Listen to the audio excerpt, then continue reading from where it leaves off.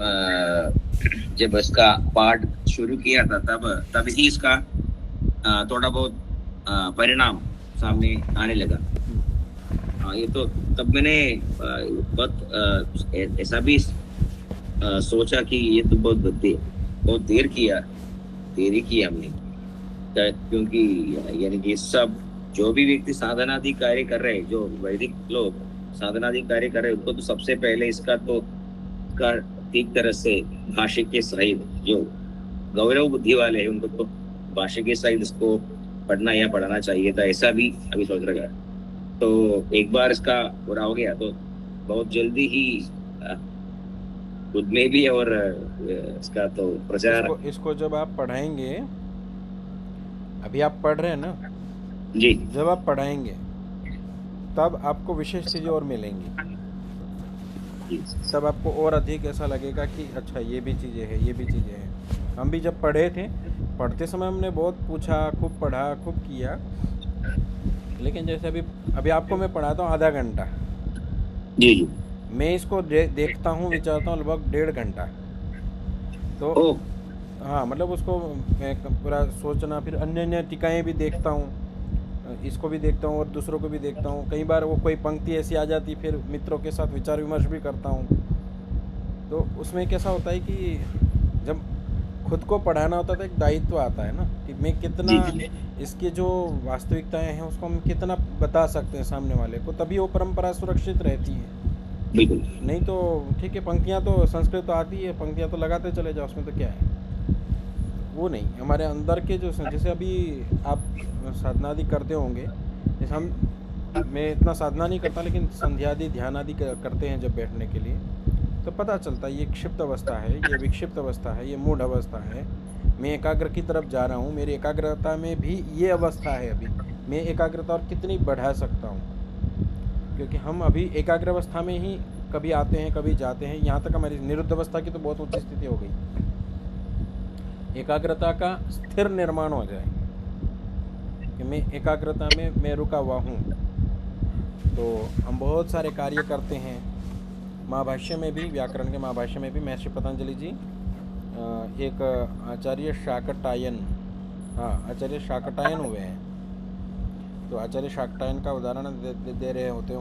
वहाँ लिखा हुआ है कि वो कुछ चिंतन कर रहे हैं किसी शब्द को लेकर के, आचार्य शाकटायन, और वो किसी रोड के किनारे बैठे हुए हैं, मार्ग में बैठे हुए हैं, और किसी चीज़ की प्रतीक्षा करते हुए वो किसी शब्द के चिंतन में चले जाते हैं।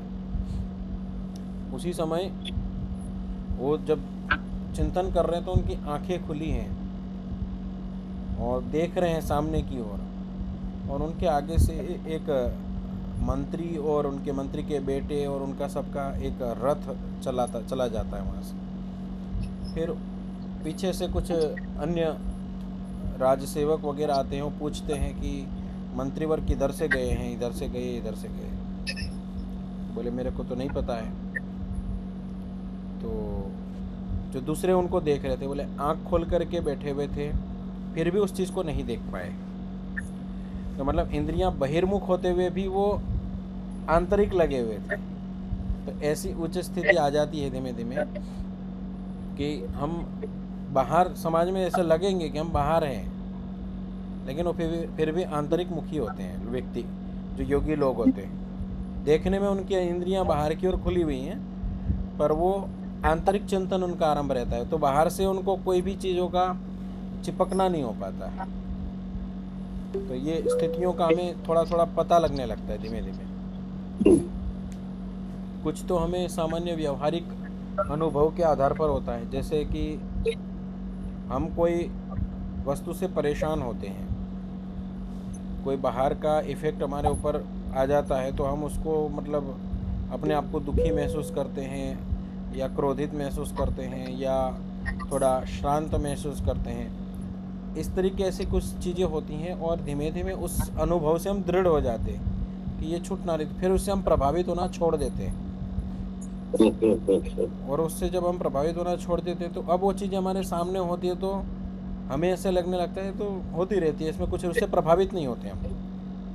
ये स्थूल आधार पर हमें सामान्य लौकिक व्यवहारों में हमें प्रत्यक्ष होता है ये। लेकिन बहुत सारी चीज़ें ऐसी होती है जो बहुत गहरे प्रभाव डालती है और वो पहली बार हो रही होती है। उस पहली बार को भी रोकने का जो सामर्थ्य है वो योग की विद्या से आता है। और सांसारिक जो व्यवहार होते हैं वो कैसे होते हैं कि हमें कई बार अनुभव और कई बार दुख झेलने के बाद और उससे हम हट नहीं सकते, ये बुद्धि आने के बाद में फिर उसका हम दूरीकरण करते हैं, निराकरण करते हैं, ऐसा होता है। ठीक है, तो अभी हमारा योग दर्शन में प्रकरण ईश्वर का चल रहा था और ईश्वर का जप कैसे करना है, तो तज्जपः तदर्थ भावनम, ये सूत्र का हम भाष्य देख रहे थे, जिसमें बोला कि प्रणव का जो जप है, प्रणवस्य जपः, प्रणवाभिधेयस्य, अर्थात प्रणव को जो कहने वाला है, प्रणव जिसको कह रहा है, किसको कह रहा है, ईश्वर को, उसके चिंतन का भाव होना चाहिए। अब प्रणव शब्द से हमें यहाँ पर ओम शब्द लेना है, तो कई बार ऐसा मन में प्रश्न उठ सकता है कि यहाँ प्रणव कहा है, फिर हम ओम क्यों ले रहे हैं? क्योंकि तस्य वाचकः प्रणवः, उस ईश्वर का वाचक मतलब बोले जाने वाला जो शब्द है वो प्रणव है। तो क्योंकि परंपराओं से हमें बहुत चीज़ें प्राप्त होती हैं, जितनी हमें शब्द परंपरा से चीज़ें प्राप्त होती हैं वो होती ही है, पर वो शब्द परंपरा से जो प्राप्त होने वाली चीज़ें हैं वो वास्तव में हमारी परंपराओं से ही प्राप्त हो रही है, जो शब्द से भी प्राप्त हो रही है। और शब्द से जो प्राप्त होने वाली चीज़ें हैं वो केवल अक्षरात्मक हमें बहुत सारी चीज़ें शास्त्रों में मिल जाएगी, लेकिन ध्वन्यात्मक जो चीज़ें हैं और व्यवहारात्मक जो चीज़ें हैं वो बहुत सारी हमें परंपराओं से यथावत मिलती है, उससे हमें लेनी होती है। जैसे शास्त्रों में मंत्रों का उच्चारण है, मंत्रों के उच्चारण की जो प्रक्रियाएं हैं, अब मंत्रों का उच्चारण करते हैं, अब कोई पुस्तक में लिखा हुआ है, कोई भी कैसे भी पढ़ सकता है, पढ़ना आता है तो कोई भी कैसे भी पढ़ सकता है, पर उसका विधिवत क्या उच्चारण होना है। अब मान के चलिए जन गण मन अधिनायक जय है, ये लिखा है, उसको आप कैसे भी पढ़ सकते हैं ना, उसको आप बोल के भी पढ़ सकते हैं, उसको आप किसी भी लय में पढ़ सकते हैं, लेकिन आप उसी लय में ही पढ़ते हैं। ये कैसे? ये जन गण मन अधिनायक जय है भारत भाग्य विधाता, ये जो आप पंक्ति पढ़ रहे हैं उसको आप एक ही लय में, पूरा देश एक ही लय में क्यों पढ़ता है? क्योंकि वो पूर्व परंपराएं हमें प्राप्त हो रही होती हैं और उस परंपराओं के आधार पर वही स्वर से हम उसको बोलते हैं। उसको हम जब पढ़ते हैं तो उसी स्वर से पढ़ते हैं, तो वो उसी स्वर से क्यों पढ़ रहे हैं? क्योंकि पीछे की परंपरा से हमें प्राप्त हो रहा है। तो ये जब यहाँ तस्य वाचकः प्रणवः बोला, तो यद्यपि प्रणव शब्द भी पहले बोला जाता था, लेकिन प्रणव शब्द से अन्य भी चीज़ों का ग्रहण है। जैसे मैंने बताया था ओम और उद्गीत आदि शब्दों का, उद्गीत आदि का तो अभी भी सामगान वगैरह जो करते हैं उनमें प्रचुर मात्रा में मिलता है, प्रणव का नहीं मिलता है। लेकिन इन सब में भी सबसे अधिक जो मिलता है वो ओम शब्द का हमें परंपरा से मिलता है। और दूसरी बात, अनेक विद्वान लोग ऐसा भी कहते हैं कि प्रणव शब्द जो है वो ओम को ही कहता है। प्रणव शब्द का यहाँ तात्पर्य ओम ही है और वो परंपरागत प्राप्त है कि प्रणव से ओम का ही उच्चारण करना चाहिए, ओम का ही ग्रहण करना चाहिए। अब जो ये ओम का हम जप करते हैं, तो यहाँ पर बोला है तदस्य योगिनः प्रणवम जपतः प्रणवार्थम च भावयतः चित्तम एकाग्रम भवति संपद्यते। ओम का जप करते करते करते, पर उसकी अर्थ की भावना करते करते, केवल जप न करते हुए उसके अर्थ की भावना करते हुए अपने आप चित्त एकाग्र होना शुरू हो जाता है। अभी ऐसा क्यों होता है? हम जब जप आदि करते हैं, हम जब चिंतन करते हैं, तो हम जब चिंतन कर रहे हैं तो हम एक विषय पर स्थिर होते हैं। उसका बार बार रिपीट होने से हम उस विषय पर धीमे धीमे स्थिर होने लगते हैं और उसका अभ्यास होना शुरू हो जाता है। लेकिन ये आवश्यक नहीं है कि आप मुख से केवल जप किए जा रहे हैं और अर्थ का चिंतन कर नहीं रहे हैं तो आप एकाग्र हो जाएंगे, ये आवश्यक नहीं है।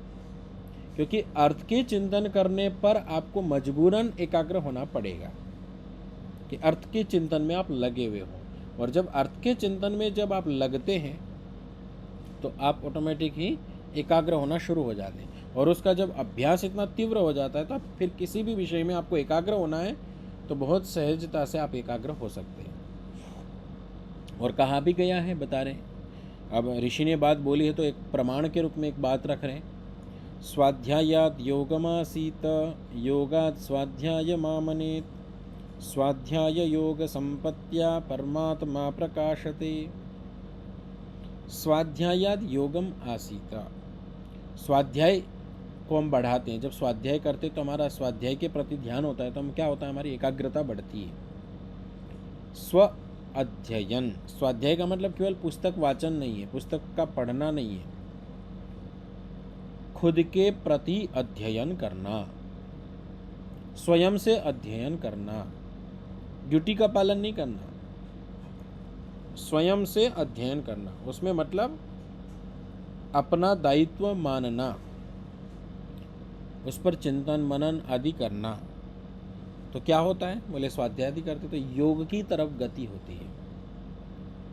और बोले योग में गति होने से क्या होता है, योगात स्वाध्यायम आसते, और उसी योग से फिर स्वाध्याय में और अच्छी गति बनती है। स्वाध्याय योग की गति बनाता है और योग स्वाध्याय की गति बनाता है।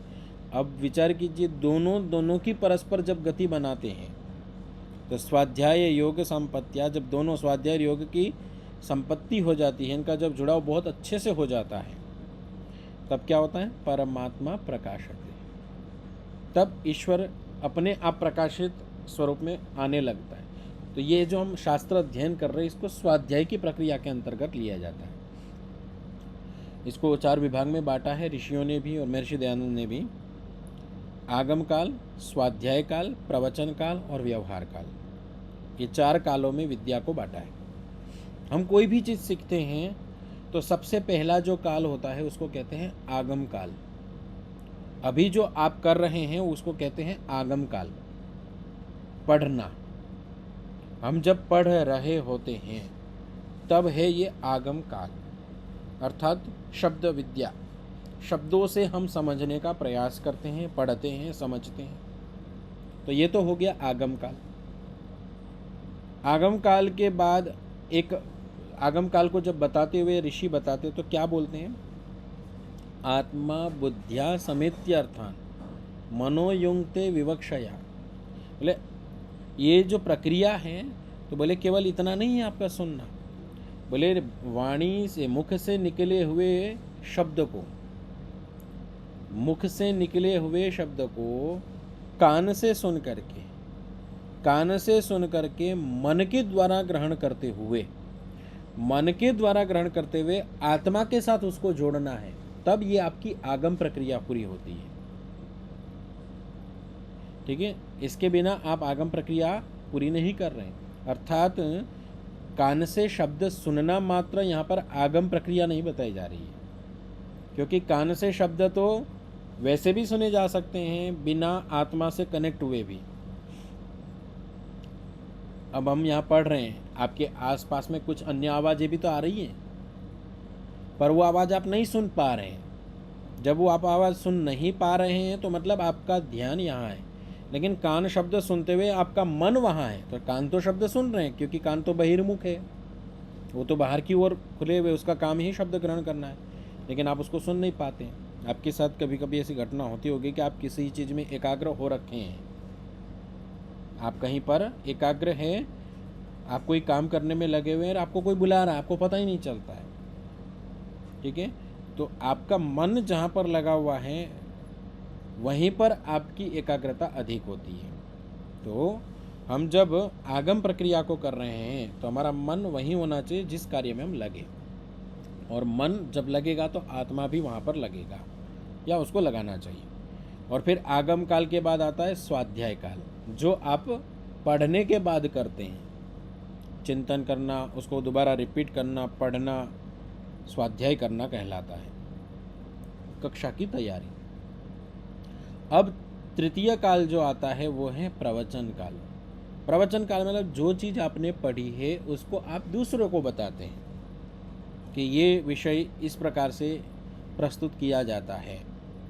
उसको जब आप बताते हैं तो आपके अंदर और स्पष्टता आती है, क्लैरिटी और अधिक बढ़ती है आपकी। और तो जो आगम कर रहे हैं वो आप कर रहे हैं, स्वाध्याय आपको और मुझे दोनों को करना होता है। आप उसको जाके पढ़ते हैं, अच्छे से उसका चिंतन करते हैं। और अभी जो मैं कर रहा हूँ वो आपके लिए प्रवचन काल हो गया कि आपको अभी पढ़ा रहा हूँ, तो पढ़ाना जो है वो प्रवचन काल के अंतर्गत आता है। और चौथा काल सबसे इम्पोर्टेंट काल है, व्यवहार काल। जो चीज़ अभी तक आपने पढ़ी, स्वाध्याय की, पढ़ाई, अब उसको अपने व्यवहार के अंतर्गत उतारना, वो सबसे कठिन काल है, सबसे सूक्ष्म काल है और सबसे लंबा समय लगने वाला काल है।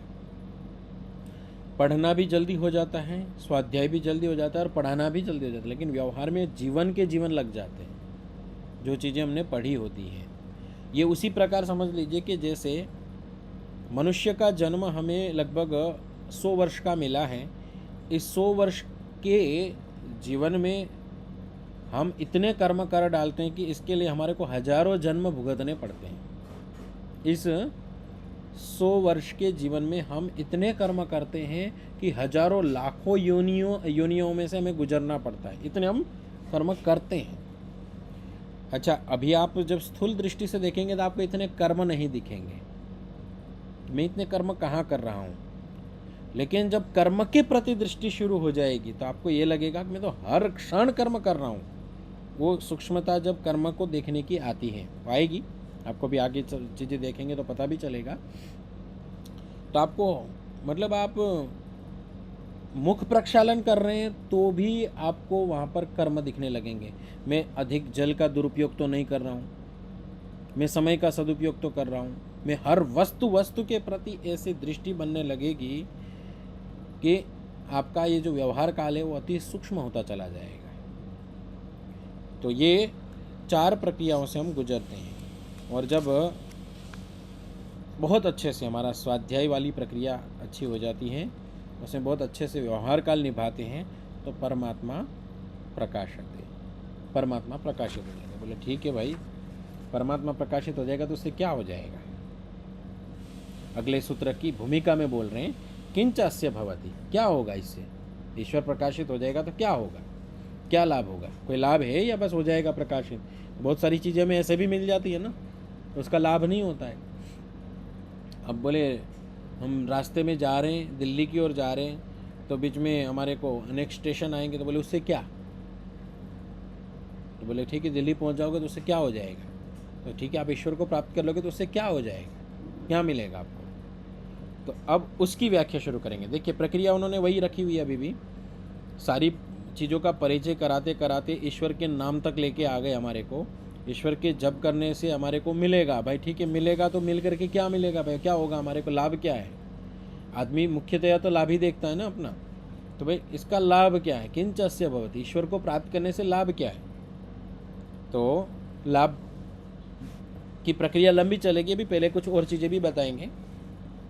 तो बता रहे हैं, सूत्र बोलिएगा, ततः प्रत्यक चेतनाधिगमः अपि अंतराया भावश्च। ततः, अब इस सूत्र में थोड़ा सा विवाद भी है। इस सूत्र में कुछ लोग मानते हैं कि ईश्वर का साक्षात्कार कहा जा रहा है, और कुछ लोग मानते हैं कि इसमें आत्मा का, जीवात्मा का प्रत्यक्ष कहा जा रहा है।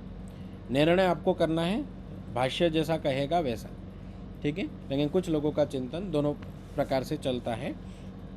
तो ततः मतलब ईश्वर प्रणिधान से, क्योंकि ईश्वर प्रणिधान की चर्चा हम करके आए हैं पीछे। बोले उस ईश्वर प्रणिधान से प्रत्यक चेतन अधिगमः, प्रत्येक के अंदर जो चेतना है, प्रत्येक के अंदर जो चेतना है, अब प्रत्येक के अंदर चेतना आत्मा के रूप में भी है और प्रत्येक चेतना ईश्वर के रूप में भी है, प्रत्येक के अंदर व्यापक है वो, उसका अधिगम, उसकी प्राप्ति हो जाती है। और क्या होता है, अंतराया भावश्च, और जो रोग आदि व्याधियां हैं, विभिन्न प्रकार की व्याधियां हैं, वो धीमे धीमे दूर होने लगती हैं। तो हमारा ध्यान तो, क्योंकि हम सांसारिक लोग हैं, तो हमारा ध्यान तो सबसे पहले रोगों को दूर करने की ओर ही जाएगा।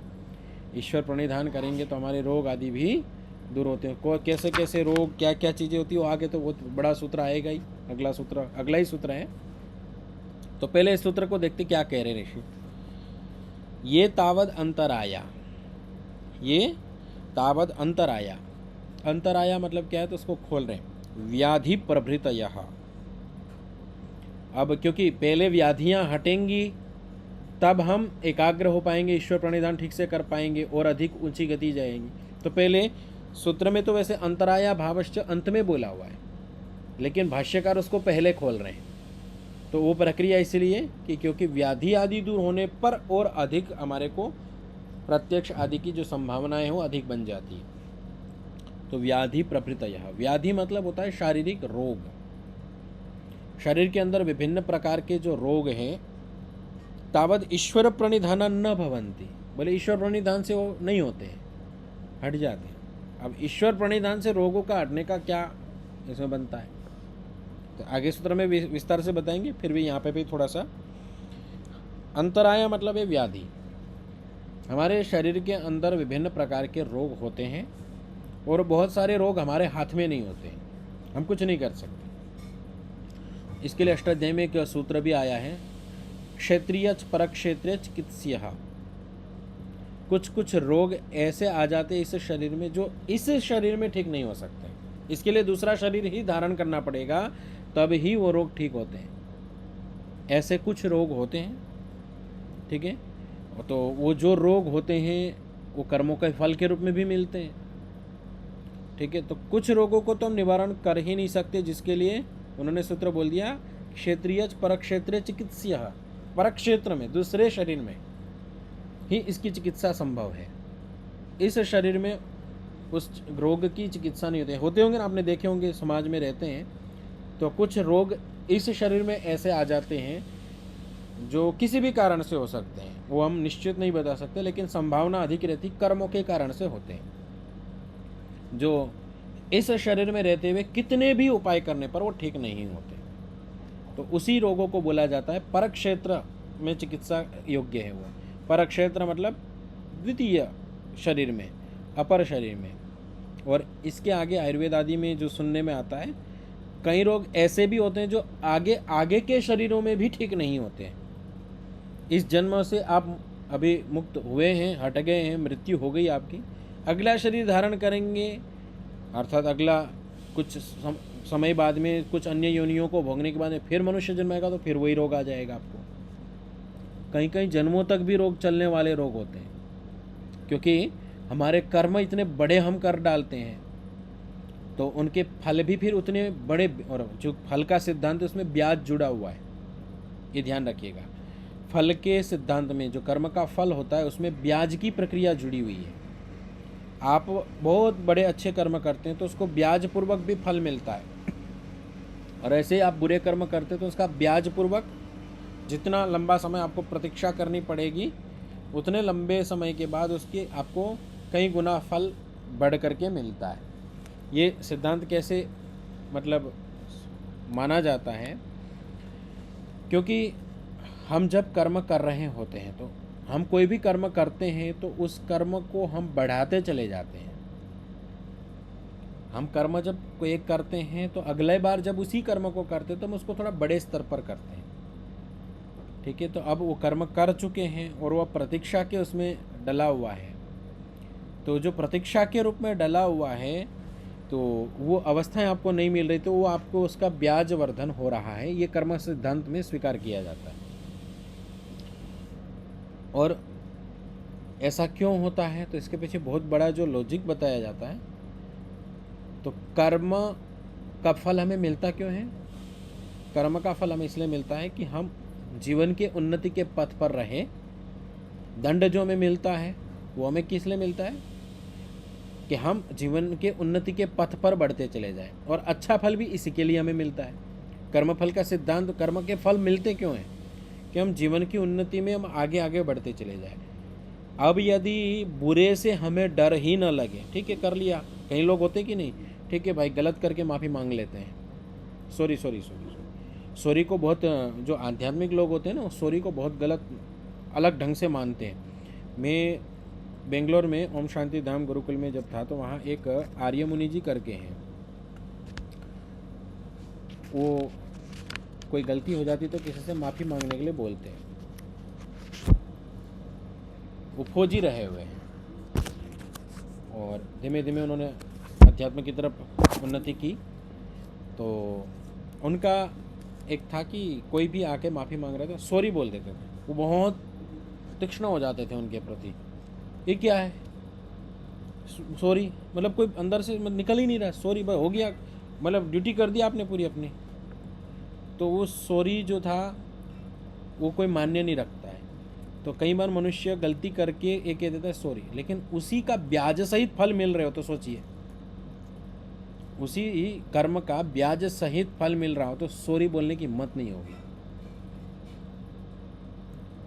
आपने जो कर्म किया है उसको सॉरी बोल करके छुट्टी मिल रही है, और दूसरा है कि उसी कर्म का आपका कुछ राशि काट ली जाती है, आप नौकरी कर रहे हैं तो आपकी राशि काट ली जाती है, मान के चलो आपकी सैलरी अगली बार आधी मिलेगी, आपने बड़ी गड़बड़ की है, आप आज विलंब से आए, आप अभी इसको समझ जाएंगे, आप आज विलंब से आए ड्यूटी पर और आपके जो भी मालिक थे, आपके बॉस थे, उन्होंने कहा कि आप विलंब से आए, तो आपने कहा सॉरी सर।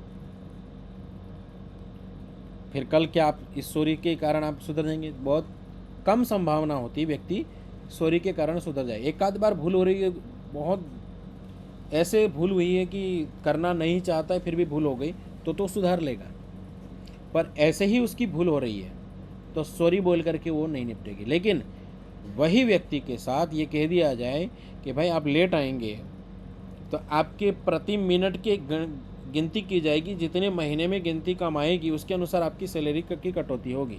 अब क्या होगा? अब अपने आप सुधार होगा। इसी को ब्याज सहित कहते हैं।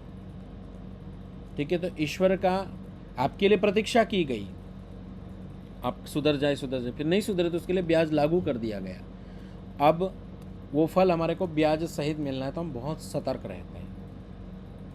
यही हमारे पुण्य फल में भी होगा, हमें उसके बड़े लाभ मिलेंगे। तो जहाँ अधिक आपको ये आप ड्यूटी कर रहे हैं और आपको कहा गया आप नियमित समय पे आते हैं और समय से आप सब कुछ करते हैं तो आपकी सैलरी में बढ़ोतरी होगी, तो व्यक्ति क्या करने लगता है? सब कुछ नियमित शुरू कर देता है। तो ये दोनों तरफ से लागू होता है। ये सब कुछ जो भी संसार में दिख रहा है ये ध्यान रखना, इस कर्म सिद्धांत का फल है, इसका क्या बोलते हैं, सिद्धांत माना जाता है कर्म फलों का, कि हमें पूरे जीवन के अंदर आत्मा जब तक रहने वाला है कुछ भी फ्री नहीं मिलता है, कुछ भी फ्री नहीं मिलता। ये सिद्धांत है कर्म फल विषय के अंतर्गत। केवल और केवल जब मोक्ष से आत्मा वापस आता है तो उसमें दो पक्ष स्वीकार किए जाते हैं। उसमें एक पक्ष होता है कि उस समय केवल ईश्वर की कृपा होती है, बाकी कोई भी चीज़ में आपको निःशुल्क फ्री कुछ नहीं मिलता है। जिस प्रकार संसार की अवस्था है यही हमारी ईश्वरीय व्यवस्था के अंतर्गत है। आप कर्म जैसा करेंगे वैसा ही आपको भोगना पड़ेगा, और अवश्यमेव भोक्तव्यम कृतम कर्म शुभाशुभम। कुछ भी हो जाए आपको शुभ और अशुभ कर्मों के फल भोगने ही पड़ेंगे। गंगा में स्नान करके आपके पाप पुण्य साफ नहीं होने वाले हैं। ठीक है, हरिद्वार में रहने वाले लोग ध्यान दे लें, उत्तराखंड में रहने वाले लोग ध्यान दे, वहाँ पर आसपास में जाके डुबकी लगा के आ जाओ तो वहाँ पर जाकर के आपके पाप नहीं धुल जाएंगे। इस हिसाब से तो सबसे गंदी गंगा नदी ही मेली होनी चाहिए, क्योंकि सभी लोग वहीं पाप धो करके आते। तो ऐसा कोई सिद्धांत नहीं है, और यदि ऐसा सिद्धांत लागू हो जाए तो संसार में सबसे अधिक पाप बढ़ेंगे। पाप करो जाओ गंगा में नहा के आओ, पाप करो जाओ गंगा में नहा के आओ, ये सिद्धांत अपना कार्य नहीं करता। तो ये जो सारे क्रम सारे जुड़े हुए हैं, तो ये हमारे शरीर के अंदर आने वाले रोगों के साथ कनेक्ट है। हमारे जितने भी कर्म हैं इसमें बहुत सारे कर्म हमारे रोगों के माध्यम से हम फल भोग रहे होते हैं, और कुछ रोग ऐसे होते हैं जो पर क्षेत्र में जाके ठीक होते हैं, पर कुछ रोग ऐसे होते हैं जो इसी शरीर में होते हैं, ठीक होते हैं, उससे हम बच सकते हैं, वो ईश्वर प्रणिधान से भी बच सकते हैं। इसलिए बोला है यहाँ पर व्याधि प्रभृतयः तावत् ईश्वर प्रणिधान न भवन्ति। ये व्याधि आदि कुछ रोग ईश्वर प्रणिधान से हट जाते हैं। और क्या होता है, अब आपको निर्णय करना है कि यहाँ सूत्र किसका कह रहा है, ईश्वर का साक्षात्कार कह रहा है या अपना साक्षात्कार कर कह रहा है। बोले स्वरूप दर्शनम अपि अस्य भवति, स्वरूप का दर्शन हो जाता है, स्वस्य रूपम स्वरूपम, अपने स्वरूप का दर्शन हो जाता है। अब आगे पंक्ति देखिएगा, यथा एव ईश्वरः पुरुषः शुद्धः, जैसे ईश्वर शुद्ध है, ईश्वर अर्थात वो जो पुरुष विशेष है वो कैसा है, शुद्ध है, प्रसन्न है, केवल है, अकेला है, अनुपसर्गः, किसी से बंधा हुआ नहीं है, जुड़ा हुआ नहीं, तथा वैसे ही अयम अपि, ये भी, कौन, जीवात्मा, बुद्धेः प्रतिसंवेदी, बुद्धि के माध्यम से संवेदनाओं को ग्रहण करने वाला, यह पुरुषः, जो पुरुष है अर्थात जीवात्मा, इति एवं अधिगच्छति, उसको भी जान लेते हैं। अब बात आएगी कि भाई ये प्रकरण तो ईश्वर प्रणिधान का चल रहा था, और ईश्वर का प्रणिधान का प्रकरण चल रहा था, और वाक्य भी ये था कि भाई ईश्वर को जानने से क्या मिलेगा, फिर यहाँ आत्मा का प्रसंग क्यों बताया। इस बात को लेकर के कुछ लोग बोलते हैं कि यहाँ पर ईश्वर का साक्षात्कार है, और पंक्ति बोलती है कि आत्मा का साक्षात्कार बताया जा रहा है। अब निर्णय कैसे करें, तो आगे के प्रकरण भी देखेंगे अभी हम, क्योंकि अभी हमने एक प्रकरण देखा है, तो ये एक प्रक्रिया आरंभ हो रही है, ठीक है। अभी हमारे को स्वरूप तक लेना जाए, अभी किंचास्य भवति यहाँ से आरंभ करेंगे, तो इसका मतलब ये नहीं कि यहाँ बस इस सूत्र में पूरा कर दिया है। किंचास्य भवति मतलब ये आगे इससे क्या क्या होने वाला है ईश्वर प्रणिधान से, तो अभी व्याधि बताया। अब ये व्याधि आदि जो चीज़ें हैं, व्याधि, स्त्यान, संशय, प्रमाद, आलस्य, अविरति, भ्रांति, दर्शन, अलब्ध भूमिकत्व, अनवस्थित्वानि, चित्त विक्षेपास्ते अंतरायाः, अभी तो अंतरा को बताएंगे, ये अंतराग नामक क्या चीज़ है, अभी व्याधि के नाम से खोल दिया है, पर ये अंतराया बहुत बड़ी चीज़ है, और हमारे आप देखेंगे तो आपको लगेगा तो हमारे अंदर फैली पड़ी है, और इसका नियंत्रण कैसे होगा ईश्वर प्रणिधान से, उसकी प्रक्रिया को भी बहुत विस्तार से रखेंगे।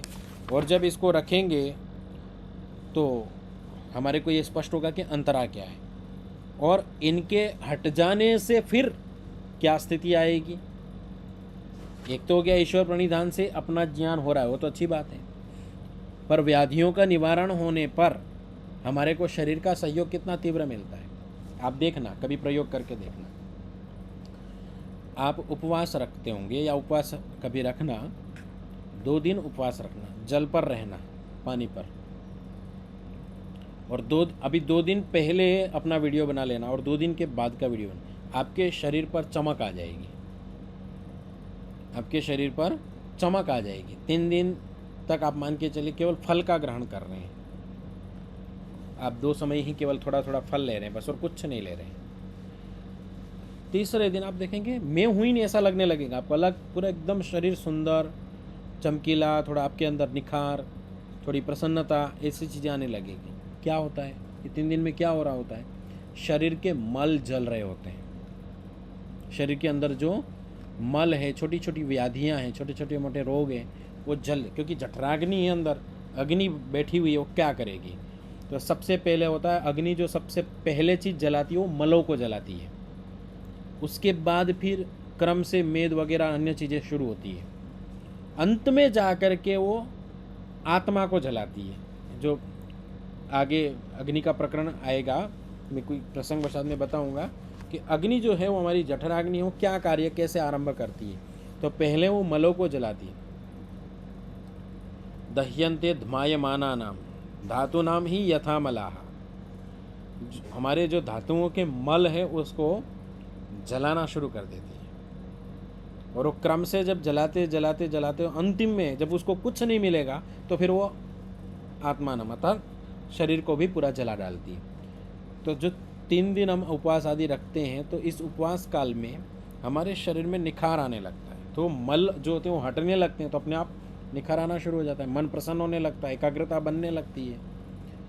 तो ये जो मल आदि की प्रक्रियाएं जो नष्ट होती है, मल आदि नष्ट होते हैं, वो मल नष्ट होने पर व्याधियां अपने आप दूर भागती हैं। तो वो व्याधियां जो दूर भाग रही है उसकी प्रक्रिया, वैसे तो आगे प्राणायाम आदि भी बताएंगे, पर ये व्याधि आदि को समझना भी तो पड़ेगा, ये व्याधि आदि क्या चीज़ है और इनका उपाय क्या है।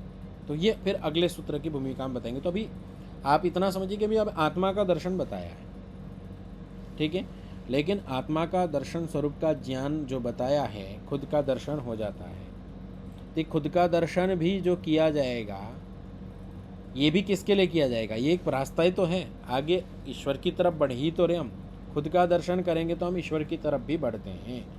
तो आगे अंतराया को बताएंगे, फिर आगे आगे क्रम से अन्य चीज़ों को बताएंगे। ठीक है, आज का पाठ इतना ही। ओम शांति शांति शांति। नमस्ते।